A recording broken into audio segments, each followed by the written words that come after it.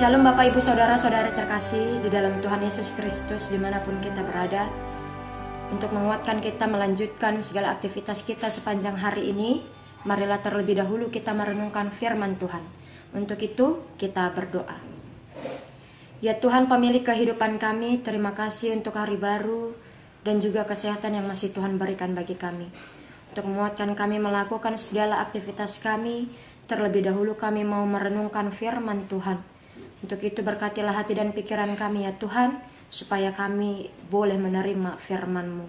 Di dalam Tuhan Yesus kami berdoa. Amin. Firman Tuhan bagi kita pada hari ini diambil dari Markus pasal 9 ayat 47. Dan jika matamu menyesatkan engkau, cungkillah, karena lebih baik engkau masuk ke dalam kerajaan Allah dengan bermata satu, daripada dengan bermata dua dicampakkan ke dalam neraka. Demikian firman Tuhan. Bapak Ibu Saudara-saudari terkasih di dalam Tuhan Yesus Kristus, jika kita merenungkan dan menyadari, kadang-kadang bagian dari tubuh kita inilah yang membawa kita jatuh ke dalam dosa. Apa yang telah Tuhan berikan ini untuk dipertanggungjawabkan, tetapi terkadang sulit untuk kita kendalikan, hingga tubuh kita ini kadang-kadang membawa kita menjadi hamba dosa. Tetapi dalam firman Tuhan hari ini dikatakan, jika matamu menyesatkan engkau, cungkillah, karena lebih baik masuk ke dalam kerajaan Allah dengan bermata satu, daripada dengan bermata dua, tetapi dicampakkan ke dalam neraka.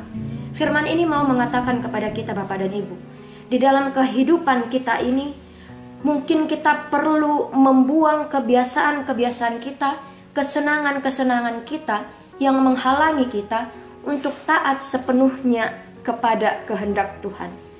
Mata kita yang diberikan Tuhan untuk melihat, jangan jadi membawa kita jatuh ke dalam dosa dengan berzina, dengan menjustifikasi kehidupan orang lain dari sudut pandang kita. Karena Yesus di dalam khotbahnya kepada murid-murid juga mengatakan dengan jelas, mata adalah pelita tubuh. Jika matamu baik, teranglah seluruh tubuhmu. Tetapi jika matamu jahat, gelaplah seluruh tubuhmu. Apa yang kita lihat sebenarnya Bapak dan Ibu memicu apa yang kita pikirkan, apa yang kita katakan, dan apa yang akan kita lakukan. Untuk itu, jagalah mata kita Bapak dan Ibu. Kalau firman Tuhan mengatakan mencungkil mata, ini mau mengatakan kepada kita bahwa memang untuk melakukan kehendak Allah, supaya kita hidup dalam kehendak Allah, supaya kita masuk ke dalam kerajaan Allah, perlu ada pengorbanan Bapak dan Ibu.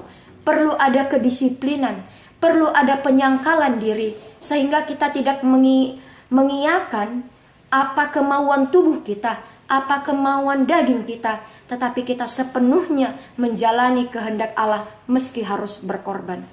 Kita mungkin punya kemauan, kita mungkin punya kesenangan, kebiasaan kita, tetapi semua itu harus kita tinggalkan jika semuanya itu tidak sesuai dengan kehendak Allah. Jangan sampai bagian dari hidup kita ini Bapak dan Ibu menghalangi kita untuk masuk ke dalam kehidupan yang kekal yang telah Tuhan janjikan bagi kita.